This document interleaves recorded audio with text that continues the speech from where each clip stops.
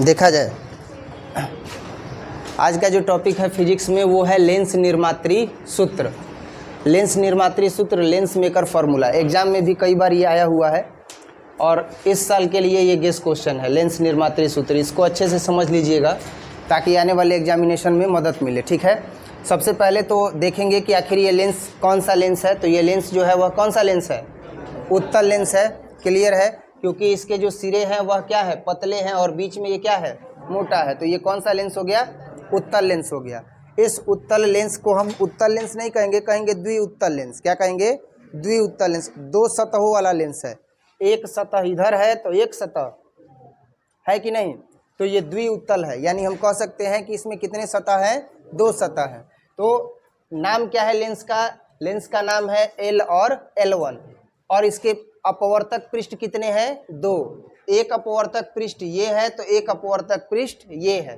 अपवर्तक पृष्ठ का नामकरण करने से पहले प्रकाशिक बिंदु C और ध्रुव P1 और P2। अब यहाँ पर हम क्या देखते हैं कि मुख्य अक्ष जब गुजरता है प्रकाशिक केंद्र से, तो प्रकाशिक केंद्र से गुजरने के दौरान P1 और P2 मिल करके एक अपवर्तक पृष्ठ का नामकरण करने में सहायक हो जाते हैं। क्या?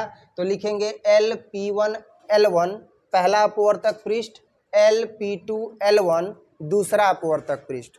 अब इसी मुख्य अक्ष के बिंदु O पर मान लिया जाएगा कि एक बिंदुवत वस्तु, बिंदुवत वस्तु का मतलब एकदम बिंदु के आकार का, तो एकदम बिंदुवत वस्तु मतलब बिंदु के आकार की वस्तु बिंदु O पर रखी गई है और इस पर आपतित होने वाली किरण अपवर्तन होने के पश्चात किधर मुड़ जाती है? I1 दिशा में मुड़ जाती है। अगर ये पृष्ठ LP2 L1 नहीं होता तो ये जो अपवर्तित किरण है वो कहाँ मिलती?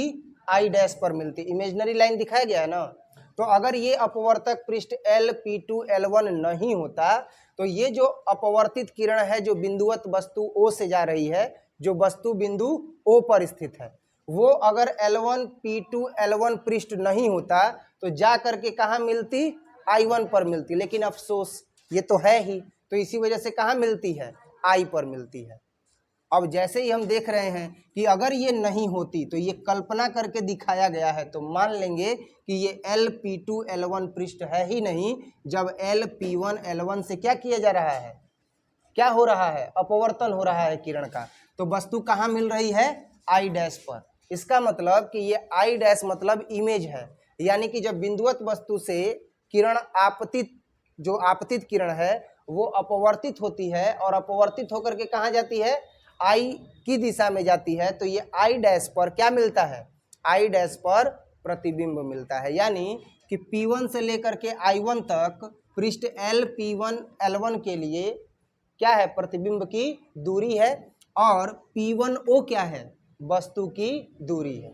क्लियर है? ये जो लेंस रखा गया है इस माध्यम में रखा गया है जिसमें इस लेंस का अपवर्तनांक N2 है और इसके सामने का अपवर्तनांक N1 है और इसके पार्श्व का अपवर्तनांक N3 है। कोई दिक्कत? अब यहाँ पर ये तो पहले अपवर्तक पृष्ठ के लिए हुआ। दूसरे अपवर्तक पृष्ठ के लिए क्या होगा? तो दूसरा अपवर्तक पृष्ठ क्या है? LP2 और L1। तो अब LP2 L1 के लिए समझेंगे। अभी जो समझाए वो याद रखेंगे आप कि प्रतिबिंब की दूरी LP1 L1 के लिए क्या होता है? तो P1 से लेकर के I1 तक कहाँ से दूरी हो जाएगा? P1 से लेकर के, ये P1 से लेकर के I1 तक किस पृष्ठ के लिए है? LP1 L1। अपवर्तक पृष्ठ का नाम क्या है? LP1 L1। प्रतिबिंब की दूरी क्या हो जाएगी? P1 I dash. वस्तु की दूरी क्या हो जाएगी? P1O। क्लियर है? अभी सुर नहीं मिल रहा है, अभी समझ में नहीं आया है लग रहा है। इस अपवर्तक पृष्ठ LP2 L1 को साइड करते हैं। अगर ये नहीं होता, कहने का तात्पर्य ये है, तो बिंदुवत वस्तु O से जो प्रकाश की किरण जा रही है अपवर्तित होकर के कहाँ मिलती? I डैश पर। तो I डैश से P1, क्योंकि अपवर्तक पृष्ठ यही ना है, तो I डैश से P1 की दूरी क्या हो जाएगी? प्रतिबिंब की दूरी। तो प्रतिबिंब की दूरी है तो बोलेंगे P1 I डैश प्रतिबिंब की दूरी और P1O क्या हो जाएगा? वस्तु की दूरी। अब सेम टू सेम यही स्थिति जो है वो बनता है पृष्ठ LP2 और L1 के लिए। तो पृष्ठ LP2 L1 के लिए क्या बनता है? तो अब पृष्ठ LP2 L1 के लिए जो है वो ये बनता है कि ये जो वस्तु है ये वाली जो वस्तु है ये बनती है प्रतिबिंब की दूरी, और ये जो वस्तु है वो बनती है बिंब की दूरी। अब ये कैसे बनता है, तो अब L_P2L1 के लिए पृष्ठ में अगर हम देखें तो हमें क्या मिलता है, N2/V minus N1/U is equal to N2 minus N1/R अपवर्तन का सूत्र है। तो यहाँ पर जो ये I है वो I प्रतिबिंब की दूरी बनती है, वास्तविक इमेज बन रहा है ना, और वस्तु की जो दूरी है वो क्या हो जाती है, I' हो जाती है। मतलब अपवर्तक पृष्ठ L_P2L1 के लिए क्या होता है कि वस्तु मानी जाती है I'। अब जो इधर प्रतिबिंब बन रहा था तो वही प्रतिबिंब अब इस L_P2L1 के लिए किसका काम करता है, वस्तु के इमेज का काम, मतलब वस्तु का काम करता है, इमेज का नहीं। अब ये जो इमेज बना वो वस्तु का काम करता है और इसका प्रतिबिंब कहाँ बनता है, I पर बनता है। तो हम कह सकते हैं कि L_P2L1 के लिए अपवर्तक पृष्ठ L_P2L1 के लिए वस्तु का काम कौन कर रहा है, I' और प्रतिबिंब का काम, यानी कि वस्तु की दूरी P2I' और प्रतिबिंब की दूरी P2I। अब इसी के बाद तो अपवर्तन का सूत्र लागू कर देना है और ये लेंस निर्मात्री सूत्र बन जाएगा। लेंस निर्मात्री सूत्र क्या होता है, तो किसी लेंस के अपवर्तनांक और उसकी वक्रता त्रिज्या और फोकस दूरी के बीच संबंध बताने वाले व्यंजक को ही क्या कहते हैं, लेंस निर्मात्री सूत्र कहते हैं। आखिर लेंस निर्मात्री सूत्र होता क्या है, तो लेंस निर्मात्री सूत्र होता है 1/f is equal to n-1 1/r1 minus 1/r2। यही लेंस निर्मात्री सूत्र होता है। ये जो अक्ष आप देख रहे हो ये अक्ष है x डैश।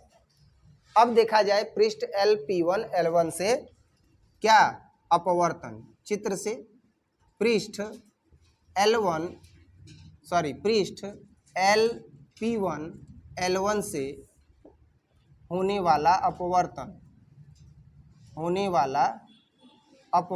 कोई दिक्कत, तो अब क्या होगा ध्यान देना, पृष्ठ L_P1L1 से होने वाला अपवर्तन है, तो देखा जाए तो ये है L, ये है P1 और ये है L1, तो होता है N2/V माइनस N1/U और is equal to N2 minus N1/R। अभी पिछले वीडियोस में आप देखिएगा तो उसमें भी है कि नहीं, और या अभी नोट्स में आप देखो ना, अभी भी उसमें भी देखोगे तो पता चलेगा। तो यहाँ पर क्या हो जाएगा, पृष्ठ L_P1L1 से होने वाले अपवर्तन का मान अगर देखा जाए तो वो मान होगा N2। तो N2 का काम कौन कर रहा है जी, ये देखो ये N1 है और ये क्या है, N2 है। तो अब देखो क्या हो जाएगा, N2/V, तो ये P1 से लेकर के I' तक क्या हो जाएगा, V और माइनस N1/U, तो U का काम क्या करेगा, P1O और is equal to N2 minus N1/R। तो पहले अपवर्तक पृष्ठ का जो वक्रता त्रिज्या है वो R1 है, तो क्या हो गया R1, समीकरण 1। नेक्स्ट पुनः अब कौन सा लेंगे, अपवर्तक पृष्ठ L_P2L1 से होने वाला क्या चाहिए, अपवर्तन चाहिए ना। तो अब देखो क्या हो जाएगा, अब ये जो पृष्ठ ले रहे हैं L_P2L1, तो अब ये सब भूल जाइए इधर। अब एक माध्यम ये है और एक माध्यम, तो लेंस वाला पहला माध्यम और ये कौन सा माध्यम, दूसरा माध्यम। तो दूसरे माध्यम का काम N3 करेगा तो पहले माध्यम का काम N2 करेगा, समझ में आ रहा है। तो अब यहाँ पर क्या करेंगे, N2/V, तो N2/V तो हो जाएगा N3/V, तो इसके लिए V का काम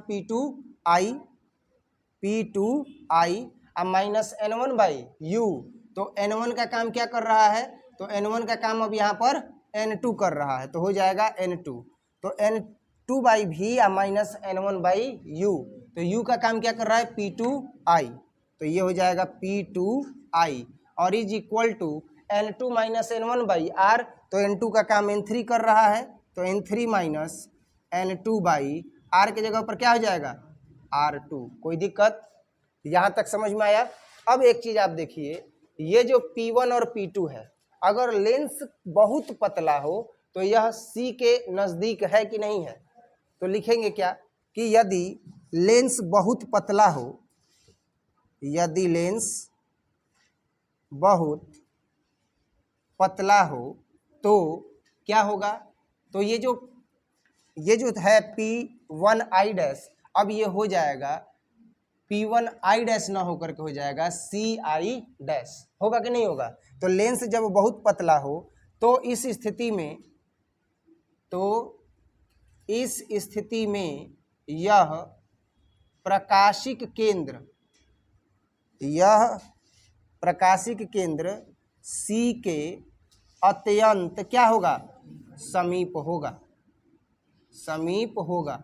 इस स्थिति में अब ध्यान दीजिए, इस स्थिति में क्या हो जाएगा, तो इस स्थिति में जो P1I डैश है वो हो जाएगा CI डैश, जो P2I था वो हो जाएगा CI, जो P1O था वो हो जाएगा CO। कोई दिक्कत, अब यही चीज लिखेंगे तो क्या हो जाएगा, P1I डैश बराबर, यही ना P1 और I डैश, तो P1I डैश हो जाएगा CI डैश, क्या हो जाएगा CI डैश, और CI डैश क्या है, प्रतिबिंब की दूरी, तो प्रतिबिंब की दूरी लिखेंगे V। कोई दिक्कत, अब आगे बढ़ते हैं। P1O क्या है, P1O, तो P1 ये रहा और ये रहा O, तो P1O में देखा जाए तो ये अब C के नजदीक है तो CO, और CO है तो ये क्या है, वस्तु की दूरी, तो क्या लेंगे U। क्लियर है। अब आगे बढ़ते हैं, अब यहाँ पर P1O आ गया तो P2I देखेंगे P2I डैश ना जी, P2I डैश, तो P2I डैश क्या हो जाएगा, तो ये रहा P2 और ये रहा I डैश, तो P2I डैश हो जाएगा CI डैश, और CI डैश यहाँ पर किसका काम कर रहा है, तो CI डैश जो है वो किसका काम कर रहा है, वस्तु की दूरी का, है ना, यही ना जी, N2/V माइनस N1/U, तो N1/U, N2/V माइनस N1/U, तो N2/V है, तो N2/V है और माइनस N1/U है, तो प्रतिबिंब की दूरी चाहिए ना, तो प्रतिबिंब की दूरी इसके लिए क्या होगा, इस पृष्ठ के लिए, तो प्रतिबिंब की दूरी I डैश, और प्रतिबिंब की दूरी नहीं, प्रतिबिंब की यही वस्तु का कार्य करता है ना, तो N2/V minus N1/U minus N2/N1/R, तो P2I डैश और N2 क्या हो जाएगा, P2I, सही है, क्योंकि जो प्रतिबिंब वहां पर बना वही अब किसका काम करेगा, वस्तु का काम करेगा, तो हो जाएगा N2/N3 है ना, तो ये हो गया N3/V, तो N3/V कितना हो जाएगा, N2/V माइनस N1/U, और इज इक्वल टू क्या होता है, N2 माइनस N1/R, तो R2 सही है। अब यहाँ पर प्रतिबिंब का काम क्या करेगा, तो जो वस्तु यहाँ पर है वही प्रतिबिंब का काम करेगा, वही बिंब का काम करेगा, तो बिंब का काम करेगा, तो ये हो जाएगा N2/V माइनस N1/U, तो U का काम करेगा P2I डैश, और ये हो जाएगा PI डैश, क्योंकि जो प्रतिबिंब बना वो वही बिंब का काम कर रहा है, और इसका प्रतिबिंब कहाँ बन रहा है, I पर, तो N2/V तो हो जाएगा N3/P2I, तो P2I के जगह पर क्या हो जाएगा, P2I के जगह पर हो जाएगा CI। अब देखो CI क्या है, तो CI जो है वो V है, CI क्या है, V है, V है मतलब ये क्या है, सॉरी CI क्या है, बैठिए आराम से बैठिए, देखो P2I है ना, तो ये अब किसका काम करेगा, वस्तु का काम करेगा, और ये किसका काम करेगा, प्रतिबिंब का काम करेगा, करेगा ना। अभी क्या बताए कि ये जो I है ये वस्तु, अब वस्तु का काम करेगा, और प्रतिबिंब का काम ये करेगा, तो जो P2I है वो प्रतिबिंब की दूरी हो जाएगी, तो यहाँ P2I CI बदल जाएगा, तो ये क्या हो जाएगा, प्रतिबिंब की दूरी V। अब इसके बाद P2I डैश है तो वो किसका काम करेगा, बिंब की दूरी का, तो P2I dash is equal to क्या हो जाएगा, CI डैश, अब बिंब की दूरी क्या हो जाएगी, U हो जाएगी। कोई दिक्कत, अब ध्यान देना, इन सब का मान हम कहाँ रखेंगे, इन सब का मान हम समीकरण 1 और 2 में रखेंगे, तो लिखेंगे इसलिए समीकरण 1 से, तो समीकरण 1 से क्या होगा, तो समीकरण 1 से होगा N2 और बटे में P1I डैश, तो P1I डैश के जगह पर क्या रखेंगे, CI डैश, और माइनस N1, और P1O के जगह पर क्या रखेंगे, CO, N2 माइनस N1/R1, समीकरण 3।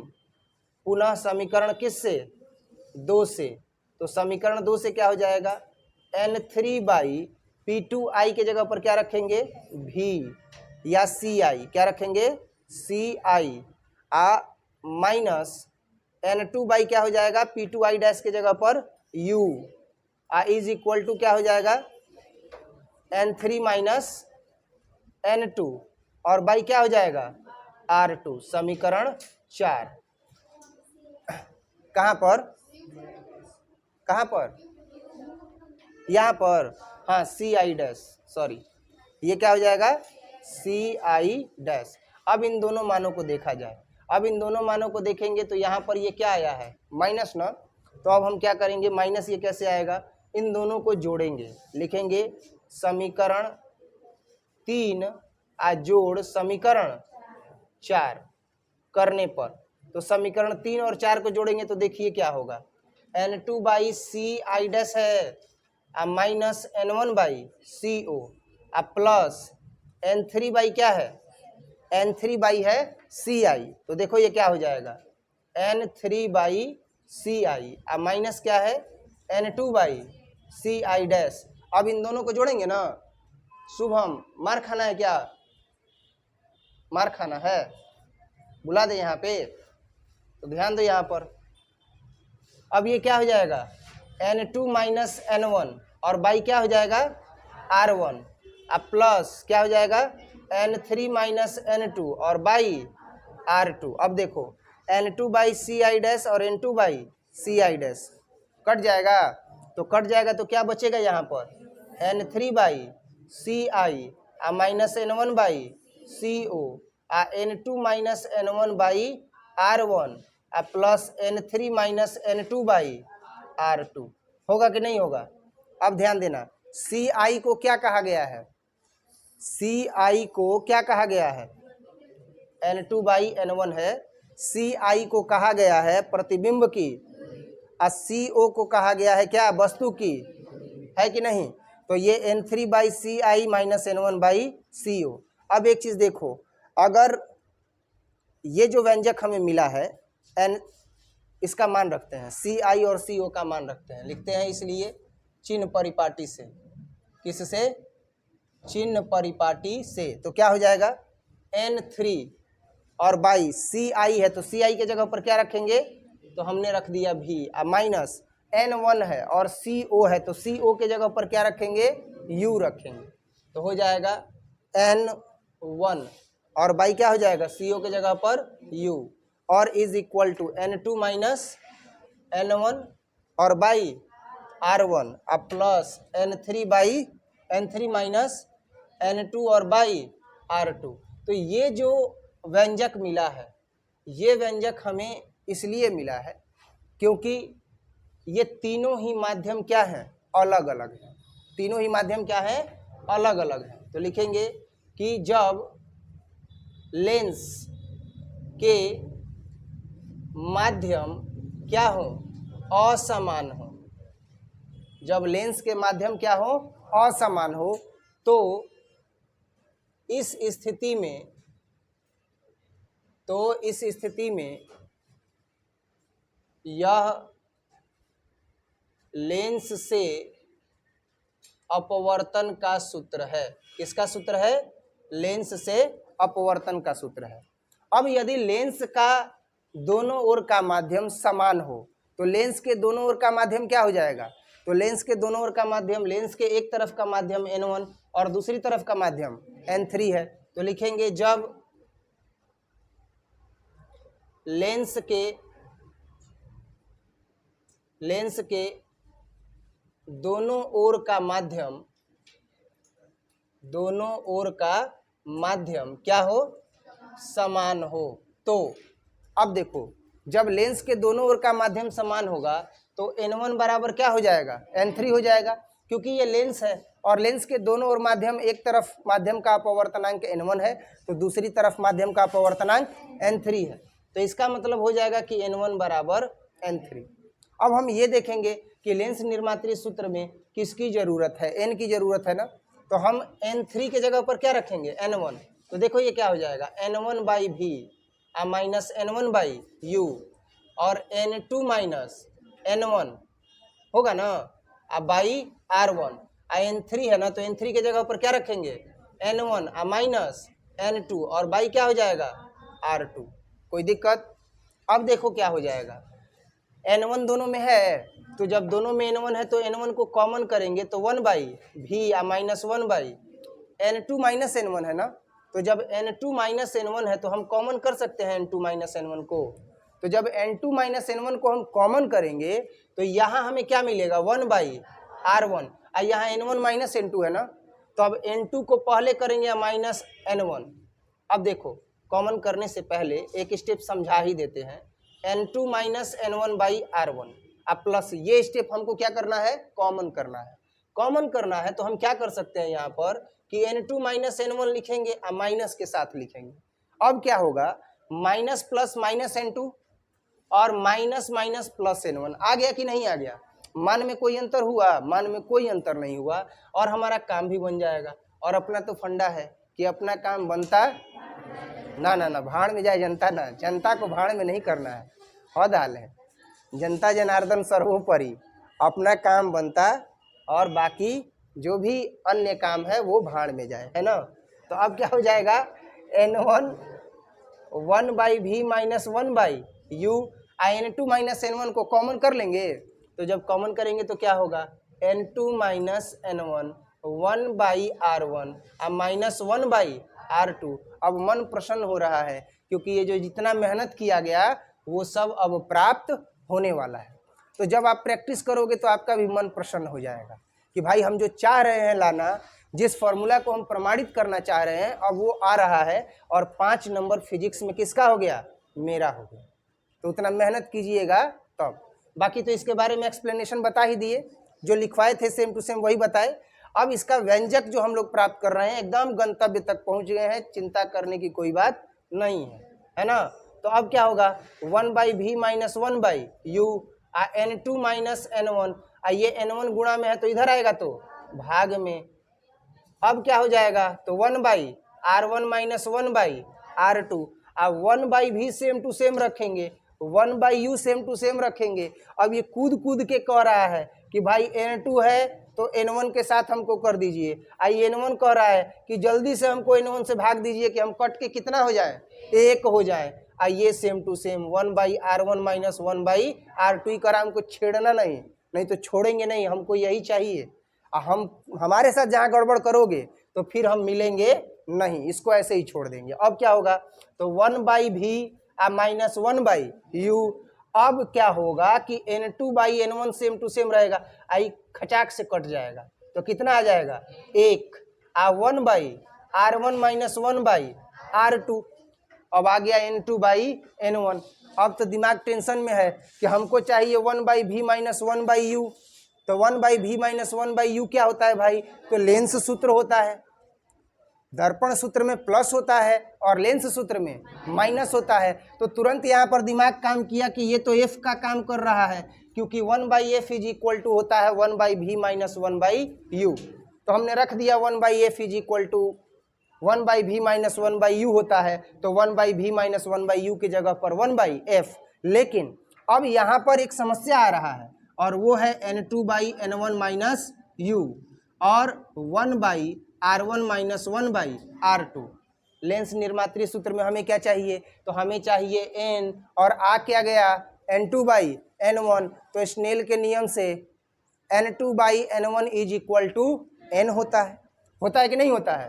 तो अब यहाँ पर ये नहीं कहेंगे, ये कहेंगे कि यदि लेंस का अपवर्तनांक n माना जाए तो दूसरे माध्यम का पहले माध्यम के सापेक्ष, ये पहला माध्यम और ये क्या हो गया दूसरा माध्यम और ये क्या हो गया तीसरा माध्यम। तो यदि लेंस के विषय में बता रहे हैं, दूसरे माध्यम का पहले माध्यम के सापेक्ष अपवर्तनांक n हो तो लेंस का अपवर्तनांक कितना हो जाएगा n हो जाएगा। तो जब लेंस का अपवर्तनांक n हो जाएगा तो स्नेल के नियम से n2 बाई n1 के जगह पर क्या रखेंगे n रखेंगे। तो लिखेंगे इसलिए n इज इक्वल टू क्या होता है n2 बाई n1। कब, तो जब दूसरे माध्यम के सापेक्ष पहले माध्यम का अपवर्तनांक n हो। लिखेंगे दूसरे माध्यम के सापेक्ष अपवर्तनांक पहले माध्यम का अपवर्तनांक कितना हो, n हो, तो n बराबर n2 बाई n1। अब इस पद में लिख सकते हैं कि नहीं लिख सकते हैं, तो क्या हो जाएगा, तो लिखेंगे अर्थात 1/f is equal to n-1 और इंटू 1/r1 माइनस 1/r2। आ गया कि नहीं आ गया। यही लेंस निर्मात्री सूत्र है जो एग्जाम में कितने नंबर का पूछता है, 5 नंबर का पूछता है। समझ में आया। और अभी जिस तरीके से आप पढ़े हो A to Z, अगर इसी स्टेप को आप फॉलो करोगे तो ये आसानी से बन जाएगा। बाकी तो फिगर का एक्सप्लेनेशन है।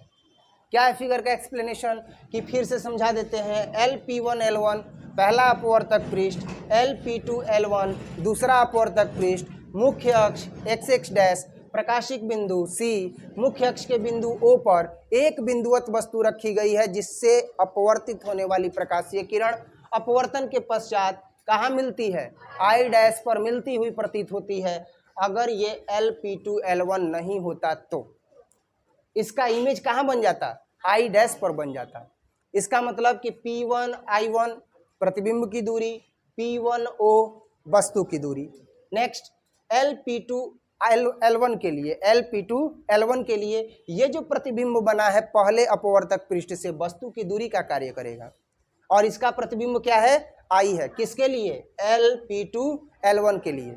जो LP1L1 से प्रतिबिंब बन गया तो वही ना वस्तु का कार्य करेगा, नहीं तो इधर क्या था, कुछ था, छूछ पैया रहे, कुछ रहबे ना कोई। आज ऐसे ही एक इमेज बन गई तो लौकता कि नहीं लौकत, तो लौकता तो एक ना इमेज बनी पहले, बुझा था, नहीं समझ में आया। अभी तो इधर कुछ नहीं है, इधर से जब इमेज बना तब ना I डैश आया, तो अब I डैश इसके लिए वस्तु का ना कार्य करेगा। ये प्रतिबिंब बन गया तो अब ये क्या बनेगा, ये प्रतिबिंब का कार्य करेगा। मतलब कि P2I डैश वस्तु की दूरी, P2I किसका काम करेगा, प्रतिबिंब की दूरी, और वही चीज यहाँ पर यूज कर देंगे। तो यहाँ पर अब दूसरा माध्यम N3 हो जाएगा, पहला माध्यम N2, तो हो जाएगा N2/V minus N1/U is equal to N2 minus N1/R, जहाँ N2 का काम N3 कर रहा है और N1 का काम N2 कर रहा है। और इसके बाद हल कर देना है, और हल करेंगे तो हमें आ जाएगा 1/f इज इक्वल टू, हमें प्राप्त हो जाएगा 1/f is equal to n-1 into 1/r1 minus 1/r2। आज के फिजिक्स के क्लास में इतना है, और ये बोर्ड मॉडल है, आप जा करके बढ़िया से तैयार कर लीजिएगा। हो सके तो 1-2 बार वीडियो देख लीजिएगा, समझ में आ जाएगा। ठीक है, इसके आगे देखेंगे अगले क्लास में, जल्दी से नोट कीजिए।